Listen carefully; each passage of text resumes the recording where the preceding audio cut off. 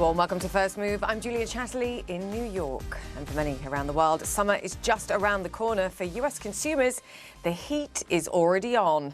Red-hot inflation numbers just released in the United States. US consumer prices rising a worse than expected 8.6% on a year-over-year basis, driven by a continued spike in food and energy prices. The core rate of those inflation numbers, which strip out volatile food and energy, also coming in higher than expected. These are the highest CPI numbers in over 40 years, and they suggest the United States is far from hitting peak inflation as some had hoped. Let me give you a look at what we're seeing for US futures. The stock market futures sharply lower, as you can see, in response, with all the major US averages set to extend Thursday's losses. Rahel Solomon joins me now. Rahel, walk us through these numbers. 3 words: energy, energy and energy. But there's a lot of ouch in this. Energy is a big part of it, to your point, Julia. But yes, this report is not what any consumer, or certainly not the Fed, wants to see. The number coming in hotter than expected. If you take a look under the hood, and the report saying that the increase was broad-based, with indexes for shelter, energy, gasoline, and food being the largest contributors.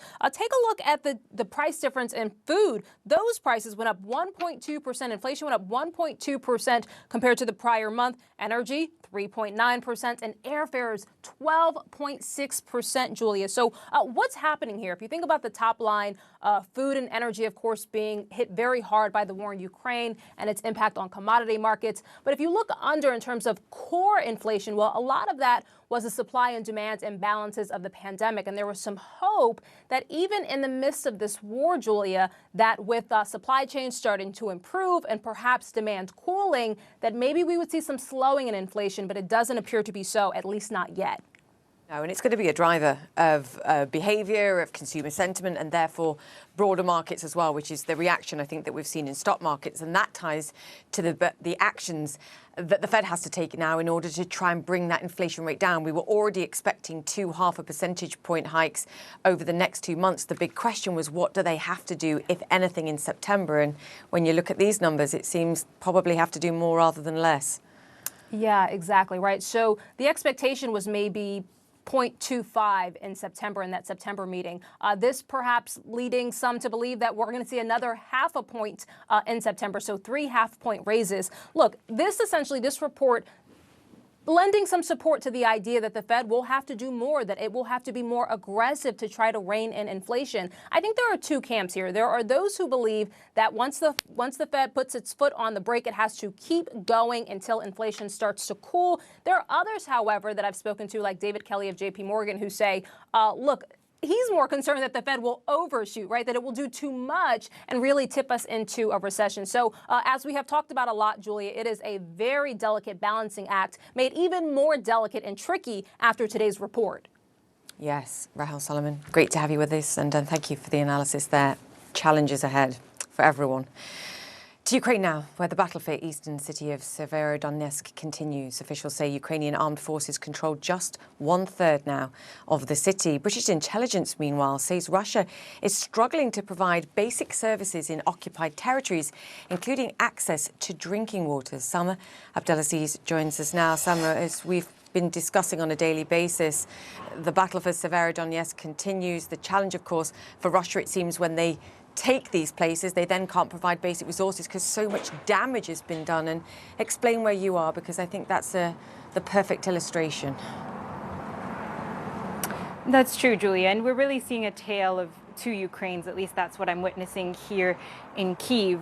On the one hand, of course, you have this raging battle in Severodonetsk, where President Zelensky says the fate of the Donbass is being determined. They are now fighting street by street, inch by inch for that city. It is extremely symbolic because it's one of the last strongholds in the Luhansk region, in the larger Donbass region, and Ukrainian troops are outmanned. They are outgunned. They are running out of artillery in what is an artillery war, and it's hard to imagine how they can turn the tide unless Western weaponry shows up, unless long-range weapons that have been promised by the West show up. This is a superior military force, and Ukrainian troops are simply struggling to hold them back. But here in Kyiv, where Russian troops have, of course, withdrawn for weeks now. Volunteers are trying to rebuild. I'm in a residential building, and I'm just going to start walking you through it so you can get an understanding of the devastation caused by an artillery war, because that's what this is. Residents tell us that when troops entered, they shelled this residential building indiscriminately. You can see how damaged it is behind me. The roof has been blown off. It's absolutely uninhabitable, of course, and that means that it is communities that have to rebuild, because of course the Ukrainian government is mired in the east of the country. All day volunteers have been wheelbarrowing, as you can see, the rubble that's here. We're just going to let this gentleman pass through, I'm sorry. And what the hope is, again, for the volunteers who are working here, who are doing this on their own time with their own money, is that families will come back, Julia, because that's who lived here. There's kids' books on the ground everywhere. We see, bits of kitchens and normal life. And this devastation caused by this war, it happens in an instant. But rebuilding, Julia, that takes much, much longer. Yeah, it does. Sama, thank you for being there and showing us that. Sama Abdelaziz there. OK, let's move on. A US House committee has released what it calls new evidence that Donald Trump led in a coordinated effort to overturn the 2020 election. In the first of several public hearings, the panel showed new graphic footage of Trump supporters attacking the US Capitol on January the 6th last year. The committee chair says they were directly motivated by the former president and his false claims of voting fraud. And Benny Thompson fears it could happen again. The conspiracy to thwart the will of the people is not over. There are those in this audience who thirst for power but have no love or respect for what makes America great. Ellie Honig is CNN senior legal analyst and former federal and state prosecutor and joins us now. Ellie, great to have you with us. I know you are a super tough critic, and it's that I'm playing to in this when you analyse what we saw last night. But my bigger question is, who are we messaging to? Who is this committee messaging to? Is it the American people? Is it an attempt to make Donald Trump look unelectable in the next election?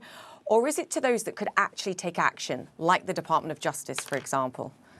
So I think there's two audiences here, Julia. First and foremost, the American public. This needs to be told for history. This is an important passage in our history, and the American electorate needs to be fully informed as we head into the 2024 election and ask the question, is this a person, if he seeks re-election, who's worthy of the office? But also, Julia, as you say, this is aimed right up Pennsylvania Avenue at the United States Department of Justice. Congress ultimately can't do anything other than hold these hearings. At the end, if there's going to be meaningful consequences, they have to come for prosecutors. It's clear that the committee is trying to make the case and increase political pressure on DOJ to take action.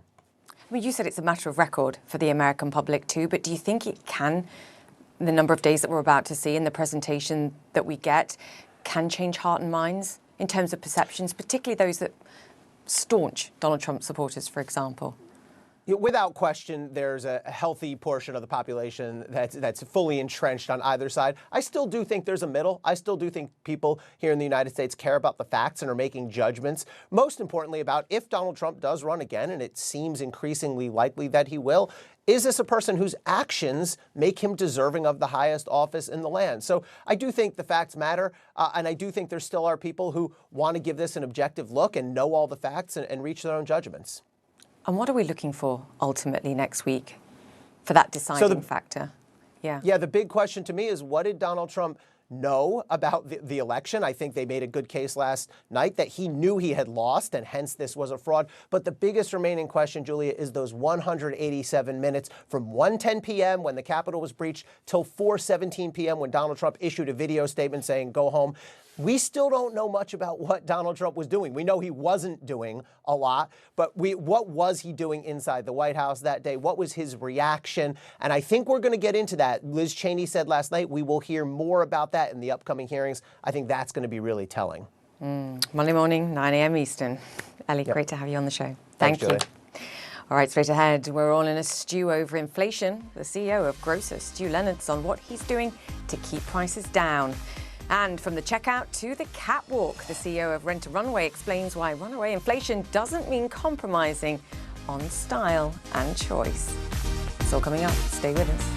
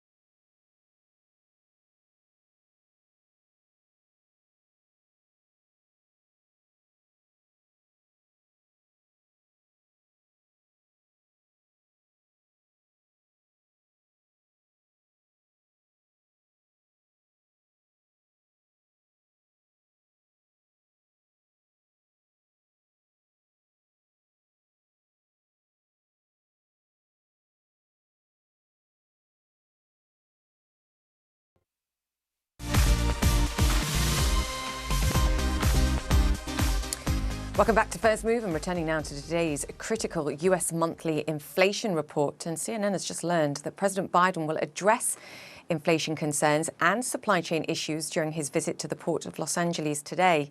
CNN's Gabe Cohen takes a look at the impact of pricing pressures on the more vulnerable in society. The prices. Oh my God, the prices. 72-year-old Joyce Silla has seen inflation eat through her fixed income. $1,700 a month of Social Security. What has that done to your savings? It's gone. It's depleted. No savings. That's it. If I can make it from 1 month to the other month, that's good. She was the assistant director of housekeeping at a large D.C. hotel before retiring 10 years ago. Now a widow, she's relying on food banks for the first time and watching her power bills pile up. It's not a good feeling. I know I worked. I didn't take shortcuts. While inflation is hitting most Americans, many retired seniors face an added squeeze. For 10 million of them, Social Security, on average just over $1,600 a month, is at least 90% of their income. And inflation is far outpacing this year's cost of living increase on those benefits, though it was the biggest raise in 39 years.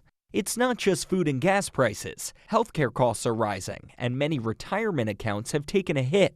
That is just a burden that's very difficult to bear for some of these people, and that's when they have to make tough choices. We've gone through our retirement savings more quickly than we had anticipated. 70-year-old Cynthia Tilford returned part-time to a clerical job at a university in Houston to stop draining her accounts. The thought of retirement right now is really scary. Lower-income seniors are facing more food insecurity.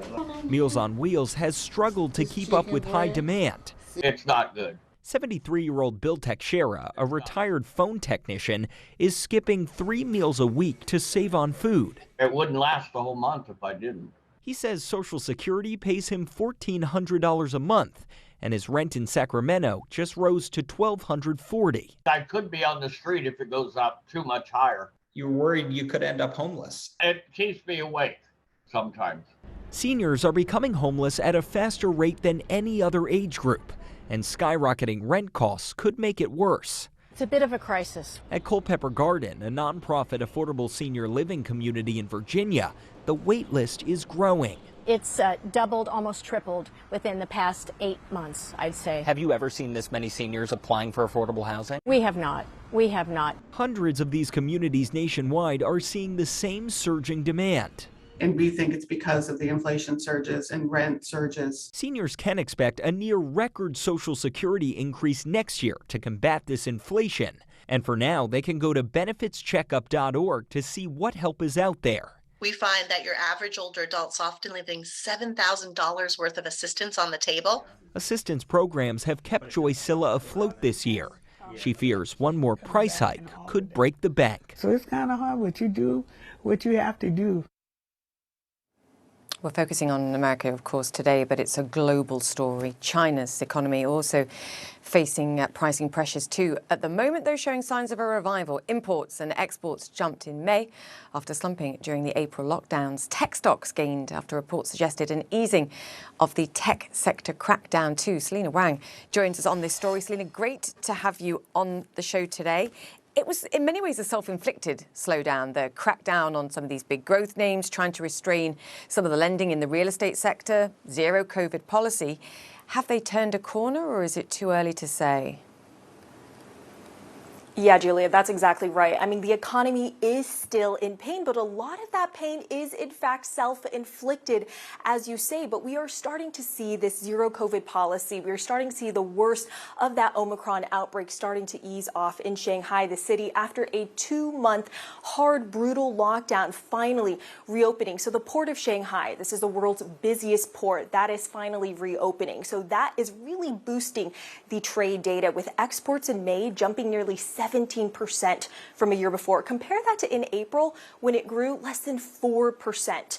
On top of that, according to shipping firm Value Vessels, average waiting times at Shanghai's port have shortened to just 28 hours. Compare that to 66 hours in late April. And also, while inflation continues to surge around the world, in Shanghai, in China, well, prices, they are cooling. That's because these lockdowns have had this dampening effect on factory activity, on consumer retail activity as well. So as a result, analysts say that China's central bank is able to continue to increase stimulus to help boost the economy. Now, contrast that to many other central banks around the world that are having to hike these interest rates to try and reduce that inflationary pressure.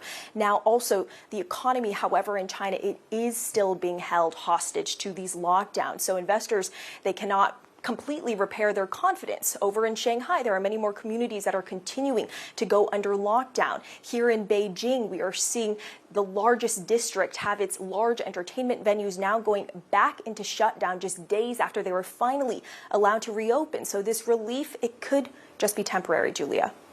Yeah, and that's the critical question. Selena Wang, great to have you with us. Thank you so much for that. Now, as we've been discussing, high US inflation means weak US futures. US stocks set to open sharply lower after the release of another red-hot consumer inflation report. Inflation rising at 8.6% year over year, thanks in part to soaring food prices and record US gas prices. The average price of a gallon of gas in the United States is just pennies away now from the milestone of $5 a gallon. Also, that Friday feeling over in Europe too, as the European majors are all down by around 2%. As you can see, stocks there extending their losses after Thursday's week close following the European Central Bank's announcement of its upcoming rate hike plan. Lisa Shallett joins me now. She's Chief Investment Officer of Wealth Management at Morgan Stanley. Great to have your perspective on the show. Very much needed, Lisa. Talk to us about this inflation number. Slightly hotter than expected. How concerned are you?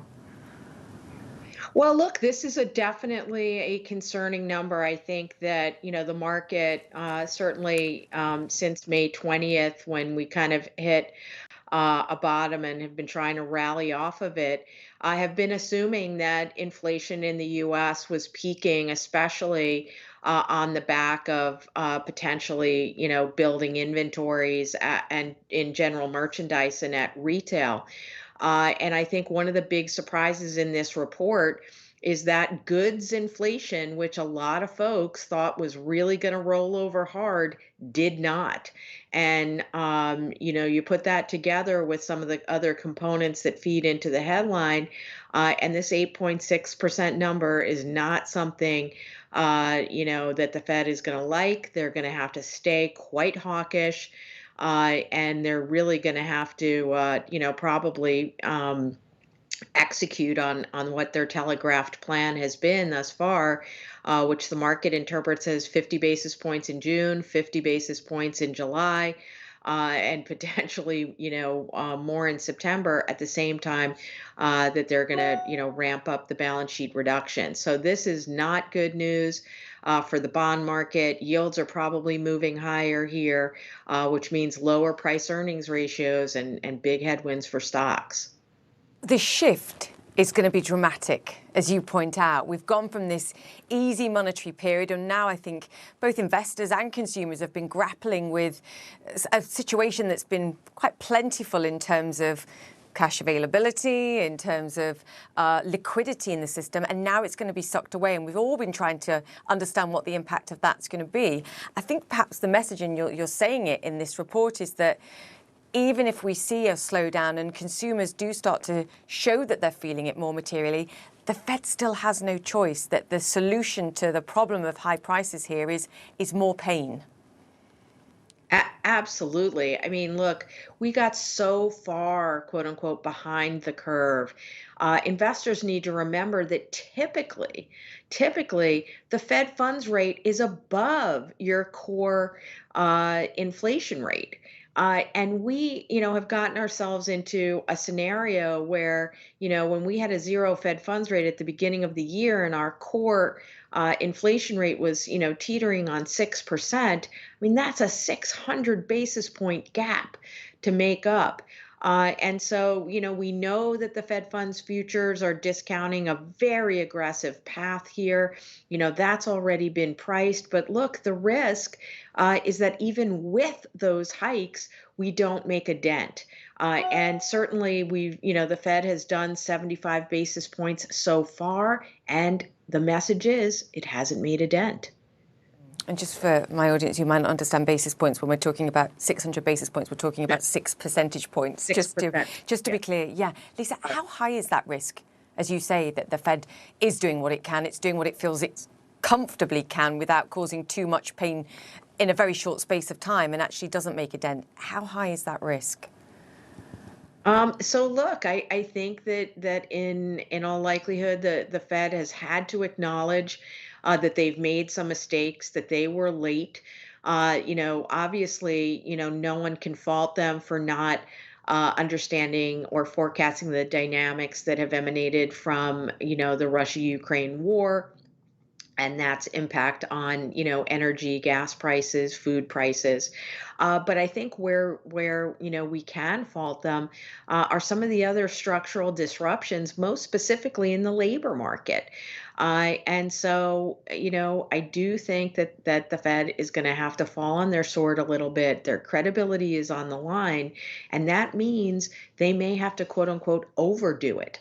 And so right now, the market, as we talked about, was pricing about an additional 8.25 or quarter point rate hikes over the next 12 months to take us to about 2.5% on that Fed funds rate. I mean, maybe we're going to have to go, up closer to 3 or higher. And that's the risk here. And I think that's what the market's going to have to experiment with pricing over the coming weeks.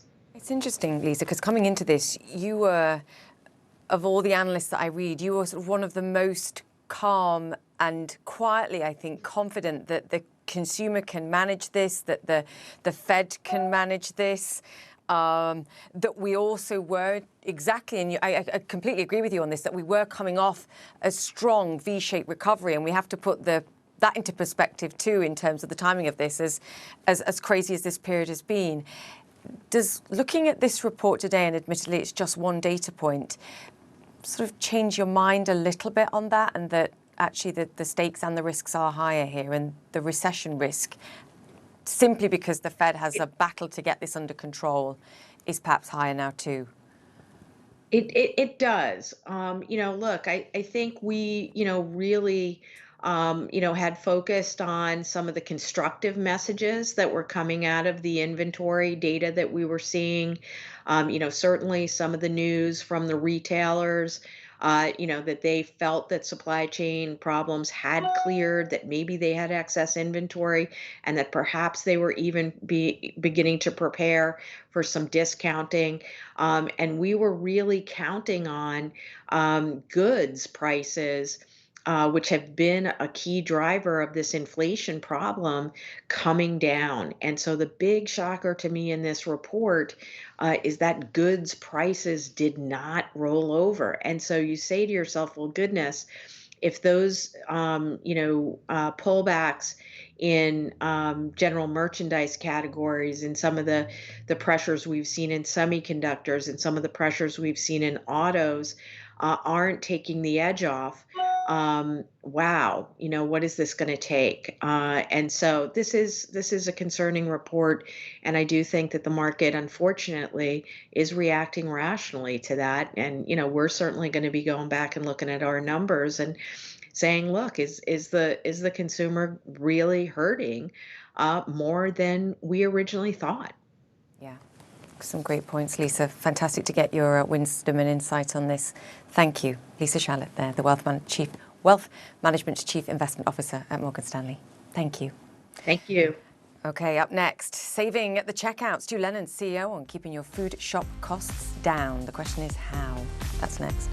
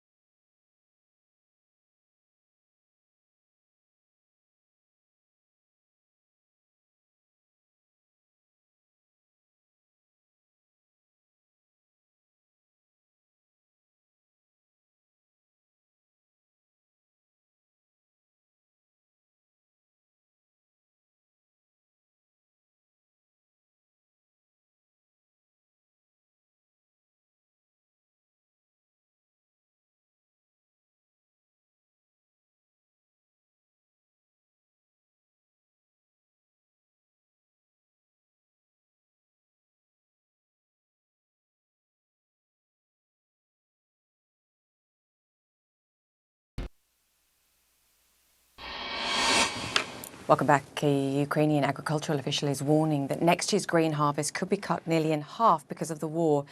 He said about 25% of Ukraine's farmland is now under Russian control. And even though Turkey is trying to facilitate safe passage of Ukraine's grain exports, no deal has been struck, as CNN's Claire Sebastian reports. Just a day after talks between Russia and Turkey seemed to lay the groundwork for at least some kind of negotiation, perhaps even just on a temporary solution to the problems of Ukraine's grain exports, more and more obstacles now seem to be getting in the way of that. One is that Russia may already be putting in place deals to sell Ukrainian grain from occupied areas. On Wednesday, the head of the Russian military administration in occupied parts of Ukraine's Zaporizhia region said the first rail shipment of grain had departed the town of Melitopol for Crimea to be loaded onto ships to Turkey and the Middle East. Kremlin spokesman Dmitry Peskov said no agreements had been signed yet with Turkey or the Middle East, but work was underway. Ukraine, meanwhile, is accusing Russia of stealing grain to sell for its own gain. This is what the country's deputy agrarian minister told CNN's Julia Chatterley. Unfortunately, we have the situation where about 500,000 tons of grain has been stolen by Russians on the partly occupied territories of Ukraine. We do know this because we have received the information from the people on the elevators that Russians came, just took this grain, came with military power. And also we have the video and photo effects of cars and rail cars bringing this grain towards the direction of Russia or occupied Crimea. Elevators are, of course, storage facilities for grain. The minister also said he had seen satellite images of the grain leaving Crimea for other countries. CNN has also uncovered evidence of this. And secondly, Ukraine is stepping up the rhetoric. President Zelensky calling for Russia to be expelled from the United Nations Food and Agriculture Organization, accusing Moscow of potentially causing the starvation of at least 400 million people. And thirdly, there are still fundamental disagreements about how to unravel this situation. Russia, which has blockaded Ukraine's ports, claims it's ready to open up grain shipments. But first it says Ukraine needs to demine the coastal waters around its southern ports. Ukraine says the real threat to world food security comes from Russia and is wary of any Russian talk of humanitarian maritime corridors. And meanwhile, time is not on their side. An estimated 20 million tons of grain are stuck in Ukrainian storage facilities. And the UN warned this Thursday that the situation could tip 47 million more people into acute hunger this year than previously estimated. Claire Sebastian, CNN, London. And all of this, of course, feeding into the inflation data that we got from the United States today, and US investors reacting negatively to that worse than expected inflation report. Stocks sharply lower on news that consumer prices rose at a worse than expected 8.6% year over year last month, their fastest pace since 1981. Stocks falling as investors begin pricing in an even more aggressive Federal Reserve, as we were discussing with Lisa Shallett. Market now pricing in 3.5 percentage point Fed rate hikes at the central bank's upcoming meetings. And the US 10-year bond yield moving higher too, reflecting fears of those higher rates. Now, the pandemic has changed the way millions of people shop for clothes. E-commerce platform Rent the Runway allows users to rent and return designer brands for less. The company concept was born out of a recessionary period in 2008-09 and a realization that women still buy clothes, they just make different choices. In light of that, and in part, its CEO sees high inflationary environment as an opportunity rather than a challenge. And Jennifer Hyman joins us now. She's the CEO and co-founder of Rent the Runway. Jennifer, fantastic to have you on the show. For those that might not know what the brand represents, just explain in your own terms what Rent the Runway offers to women and why you see the inflationary environment as an opportunity. Yeah, so really simply, for basically all of history, we've been buying a lot of clothes, 50% of which we really don't use. So 50% of the closet is worn 3 times or less. What Rent the Runway does is it enables women to rent designer clothes that are aspirational to them, either for one-off special events or via a subscription to fashion, where she pays a monthly fee and she gets a rotating assortment of items of her choosing. And how much do you pay for that? And sort of what access do you get? Because I think this goes to the point about the offset to inflation. There are ways around having a great wardrobe, and it doesn't involve splurging. Yeah, so first, if you're renting for a special event, you're renting at about 10% of the retail price. So even as we see kind of promotional activity in retail stores, as kind of maybe shoppers may be shifting into off-price or value-driven retail, we're still the most value-oriented way to get dressed for a wedding or a holiday party or a date that you might be going to. Subscription is even more value-oriented. So our subscription plans, you're receiving each item for about 20 bucks. Our most popular plan costs $140 a month, and for that she receives $4,000 worth of designer clothing on average per month. So it really gives her access to the variety that she wants in her wardrobe, but in a really affordable and sustainable way. You know, one of the most interesting things about the 2008 recession is that Americans continued to buy 65 articles of clothing per year, even in a recession. So really what they did is they traded down to, you know, off-price to value-oriented stores. And we hope to be now in that consideration set of how they think about getting the variety and the quantity that they want, but doing it in a smarter way. Yeah, it's fascinating, isn't it? And I know the pandemic period where a lot of people stayed at home and perhaps didn't do the events or go out to work was an incredibly challenging period for you. But I was just looking at your earnings and looking at the resurgence in terms of the number of active users, the number of days on average where women are actually wearing something that they've rented from the website. Just talk me through that and sort of forecasting progress for the resurgence of Rent the Runway.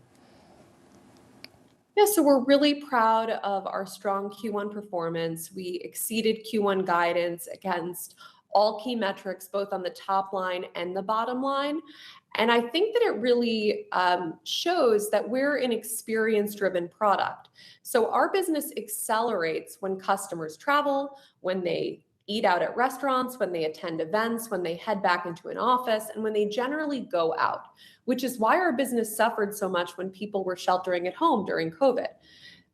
We're finding that despite the environment right now, which is highly uncertain, that the customer continues to want to show up in her life and use fashion for self-expression. She's certainly dating, she's certainly going to parties, and she wants to be happy. And Rent the Runway is enabling her to do that in a really cost-conscious way.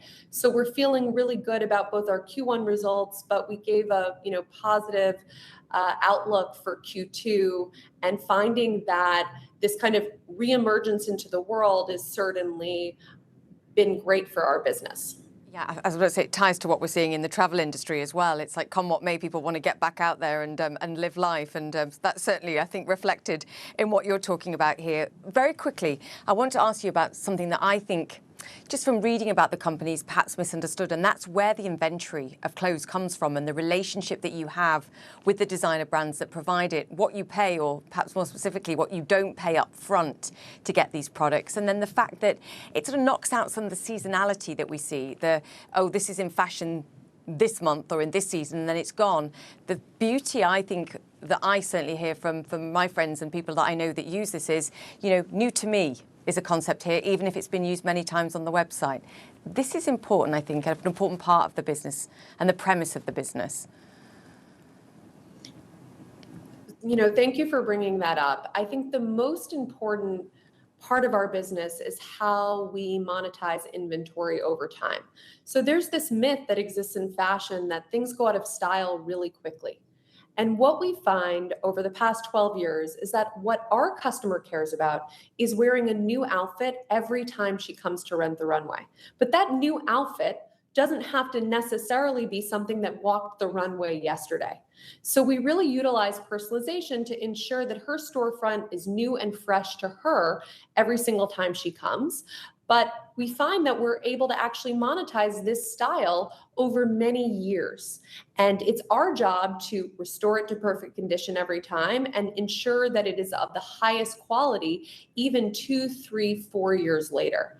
So we're able to kind of use the long tail. Like, for example, in the middle of the country, women don't want new trends when it just comes off the runway. Until it seeps into the mainstream, they're not comfortable in kind of accessing that new product. So we're really able to benefit as well from geographic diversity in our customer base. Now, in terms of the value that we provide to the 800 brands that we work with, we've become one of their most powerful marketing engines. So our customer is younger than the traditional luxury customer. So she's between 20 and 45 years old, and she's more affluent. So 80% of our customers have household incomes above 100K.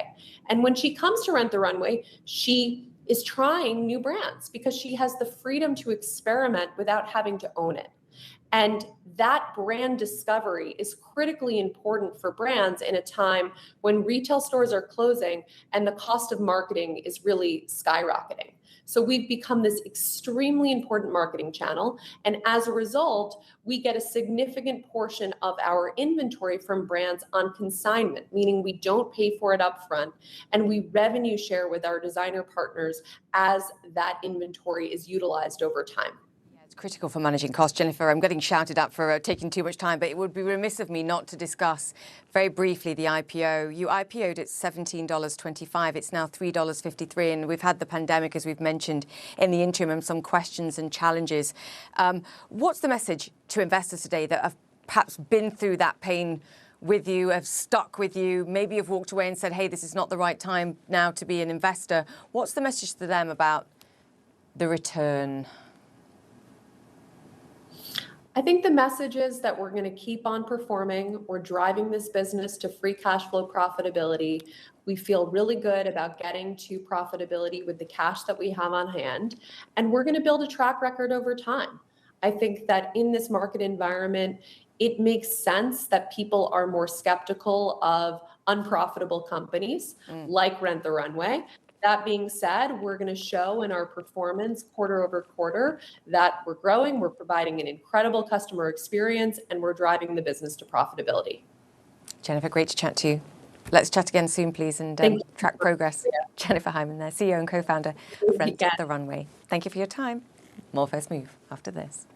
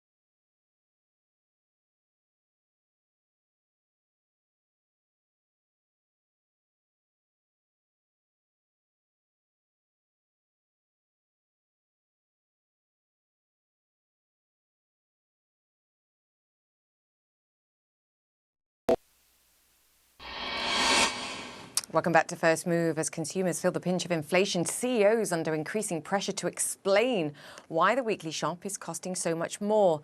Some are resisting the rises, like the maker of Arizona tea, who told our Richard Quest its famous 99-cent drink hasn't gone up in price since it launched in 1992. I don't think our customers need another price increase. And we're just fighting hard to maintain that price so we give consumers a reason to buy us and give consumers at least a company who recognizes the pain that everybody's going through, and if everybody pulls together, maybe we get through it together. In US grocery stores, Stu Leonard says it's working with suppliers to keep costs down. The family-owned brand has been providing for American shoppers since 1969. And Stu Leonard Jr. is the CEO and joins us now. Stu, always great to have you on the show. Have you actually seen anything like the price pressures that we're seeing, and how are you managing it? What extent are you passing these on? Yeah. You know, well, first of all, Julie, before we do that, we've been trying so hard to get this product in the store. We just got 11,000 a baby formula into Stu Leonard's in Yonkers right now, and we're selling at a cost. I'm so happy because our customers obviously need a baby formula. So that's the first thing we're excited about. As far as the markets go right now, I've never seen anything in the 50 years I've been doing this. I started as a kid in this business. It's been wild out there. But I would say there's a little bit of a hangover in all of the numbers that you're seeing right now. I know today, Silver Price Index said inflation and terrible. That was the past. We were just in Kansas City with our ranchers. The beef market seems to be calming down. I was talking to a lot of our fishermen up in Maine, along the coast, New Jersey, and it seems like lobster prices now are coming down again. So we're starting to hear echoes out in the market right now of the market stabilizing, and I think the worst is behind us right now.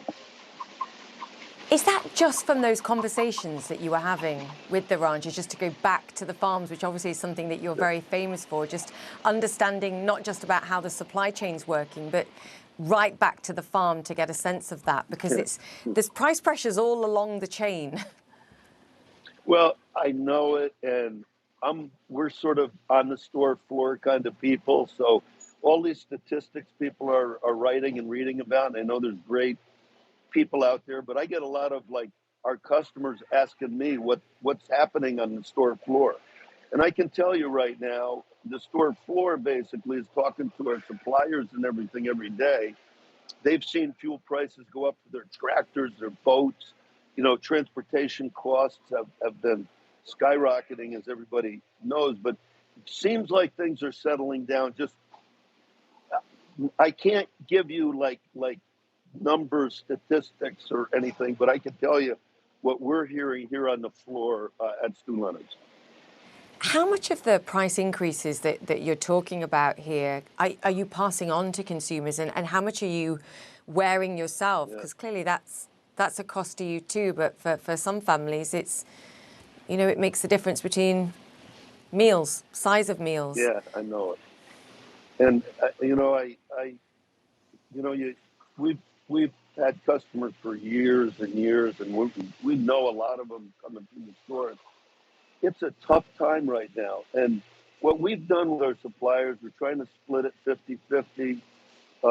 I guess we're sort of like Target a little bit. We're behind in our earnings and our margins and everything. But, you know, we're holding on certain products like rotisserie chicken, butter, eggs, ground beef is still the same price. We're trying to, even though our costs have gone up a little bit, we're still trying to hold the price on something to make it easier on our customers that are shopping at the store.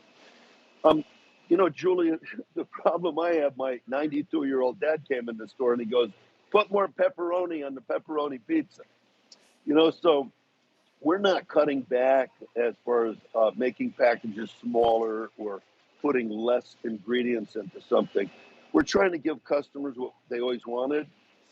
Okay, you know, here and there, you've had to bump some prices, especially on things we make fresh here at Stu Leonard's, because we have a labor component to it. We've had to raise our starting rate like most companies. up to that $16 number, and so that puts obviously a dent on earnings. This is such a great point, and it's something that's not even captured in the data that we've been talking about today, and that's not just getting people through the door hiring, but the compression effect of people that already work for you, and they're like, hang on a second, you're paying him that or her that. I want a pay increase. I'm sure you're getting that kind of pressure too, and on the farms as well that you're visiting. It's again, it's all part of the pressure in the chain. Yeah, well, you know, you have to look at labor as an investment because you want great people. If you want great customer service, you have to have great people and train them well and everything. And there is tremendous compression up the line. And, you know, we've had some people, when we first started raising the starting rate, they said, I'm training somebody who's making more than I'm making. So you got to start raising people all the way up the chain.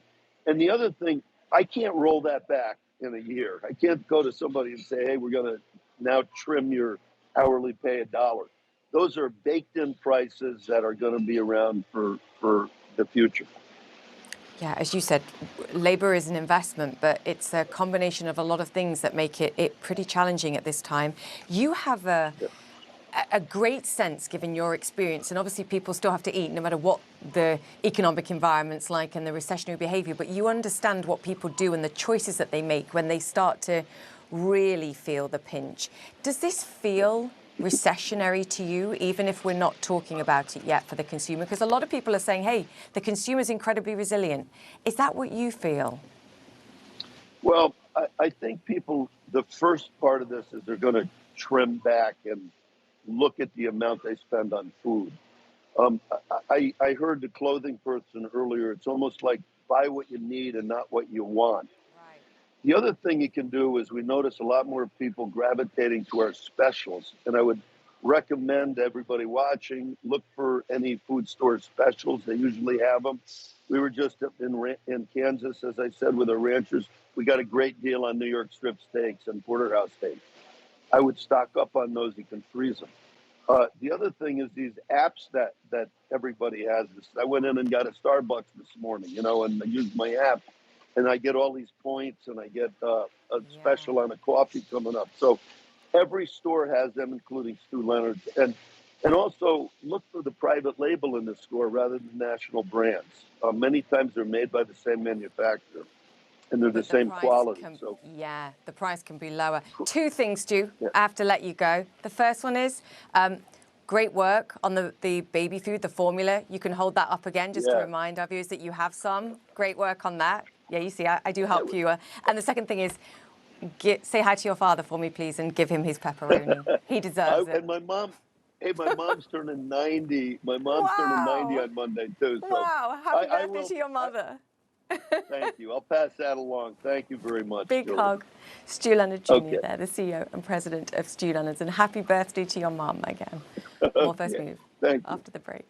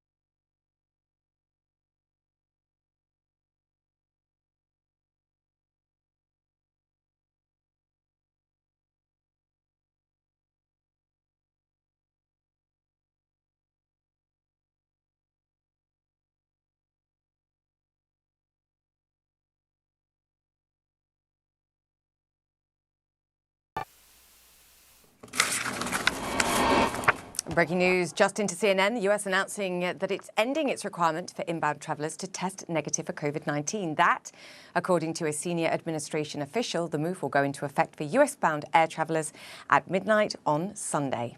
And finally, it sounds like a scene out of Charlie and the Chocolate Factory, but it happened in Pennsylvania. 2 people fell into a tank of chocolate at the Mars M&M factory on Thursday. Fire crews had to cut a hole in the tank to rescue them.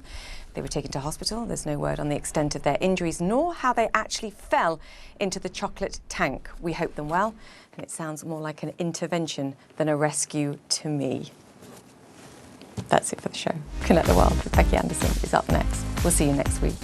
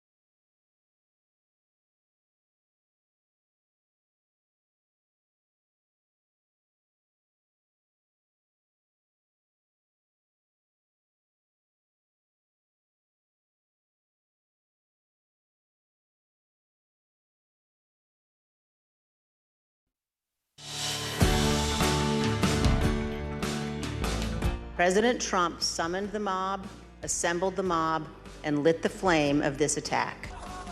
A trove of devastating new details about the January the 6th Capitol riot, and one name front and centre.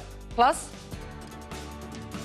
it seems it has also fallen to us to take back and strengthen territories. And if we take these basic values as fundamental to our existence, we will prevail in solving the issues we are facing. Putin's historical alter ego, none other than the Tsar Peter the Great. We are live in Moscow this hour, and anything regarding PGA Tour matters, and I kind of put that in there, I'm not ready to discuss publicly at this time. Well, they have teed off at the Saudi-backed Live golf tournament, but questions persist about the behind-the-scenes feud with the PGA Tour.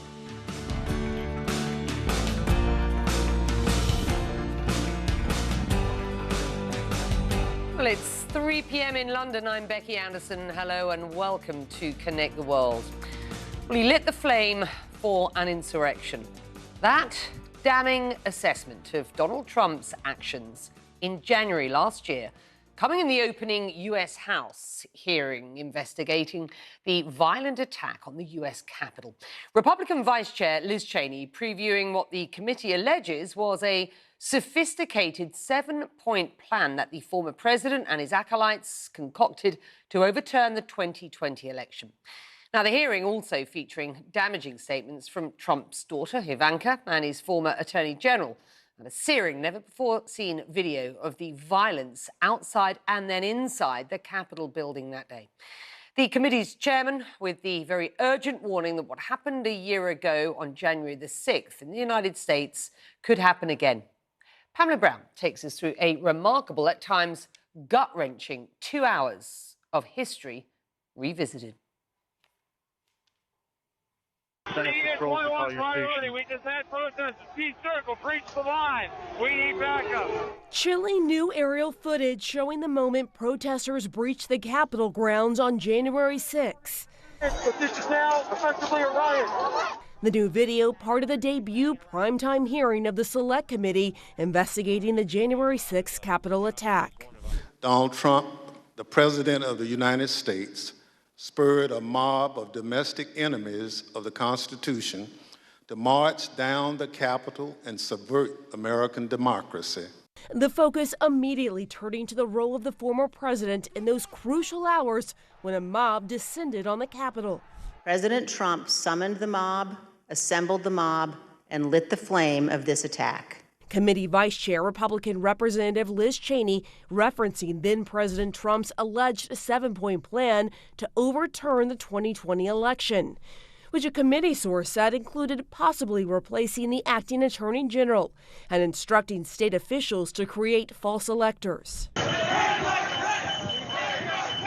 Aware of the rioters' chance to hang Mike Pence, the president responded with this sentiment, quote, "Maybe our supporters have the right idea.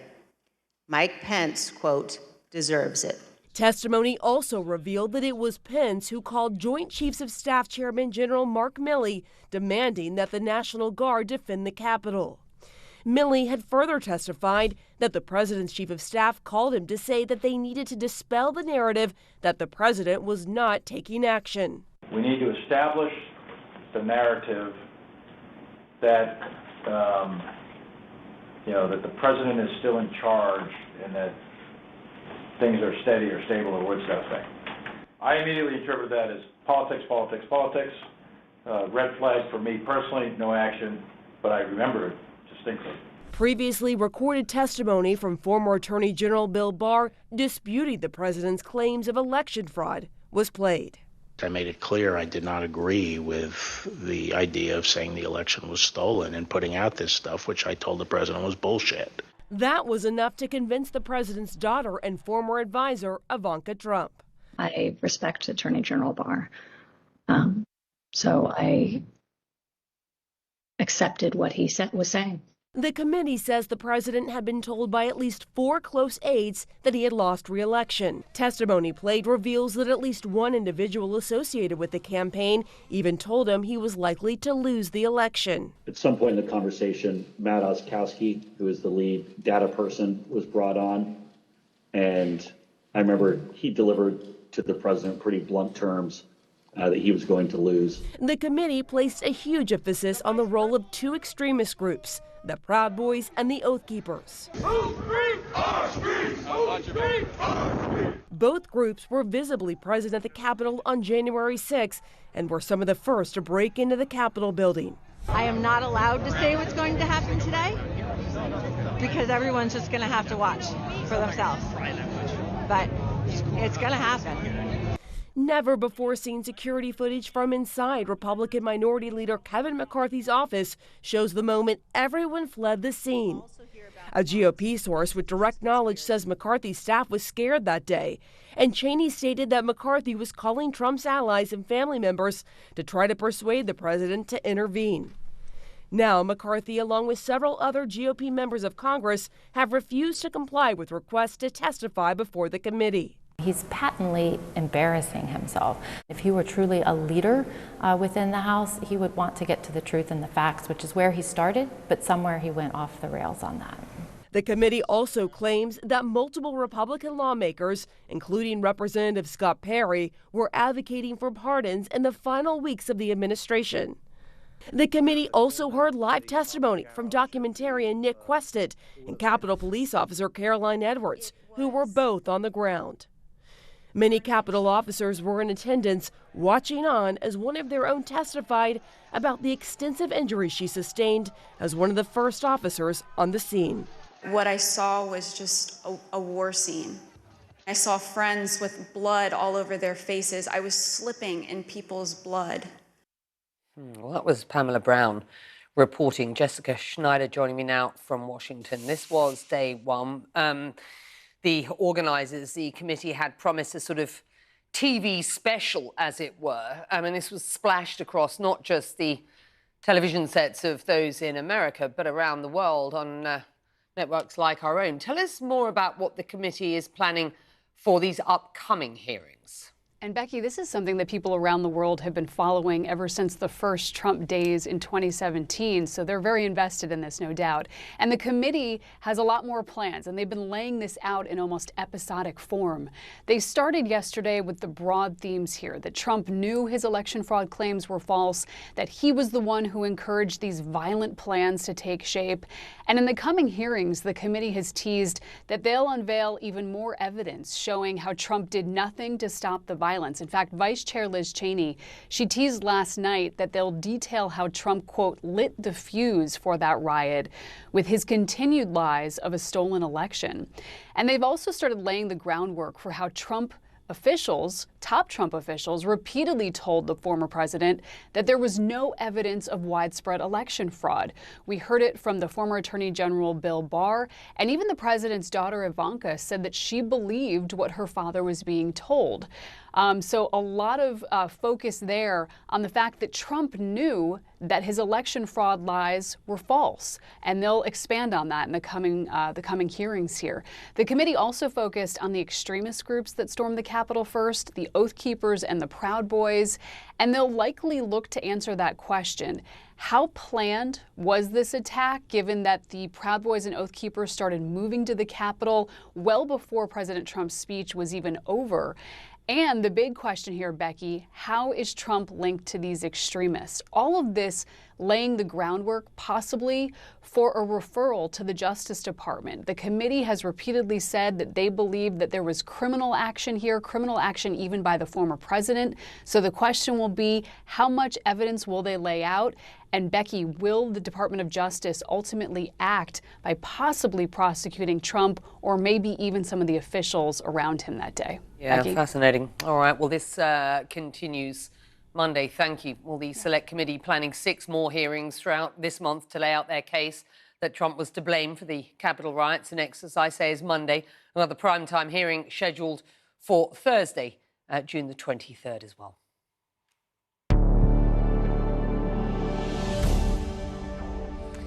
Well, the battle for control. Ukrainian officials say that there is no sign of a let-up in the brutal street-by-street battle for the city of Severodonetsk, and they are calling the situation in the eastern city very tense.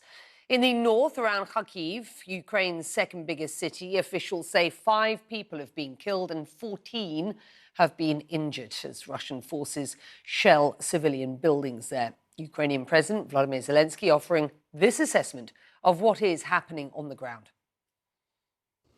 Severodonetsk, Lysychansk, and other cities in Donbas, which the occupiers now consider key targets, are holding on.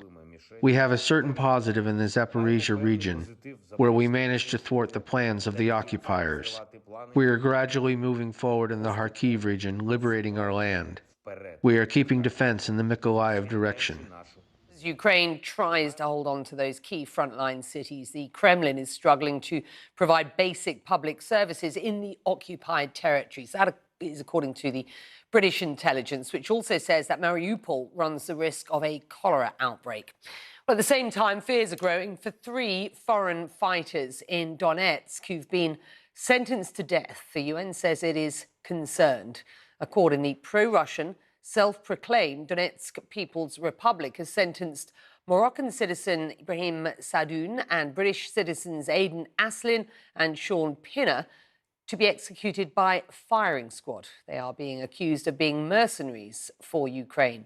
The British Prime Minister's office says Boris Johnson is appalled by what he calls a sham sentencing. CNN's Salma Abdulaziz is live for us from the Ukrainian capital, Kyiv. And let's start with what we know about these 3 men who have been handed a death sentence in Donetsk.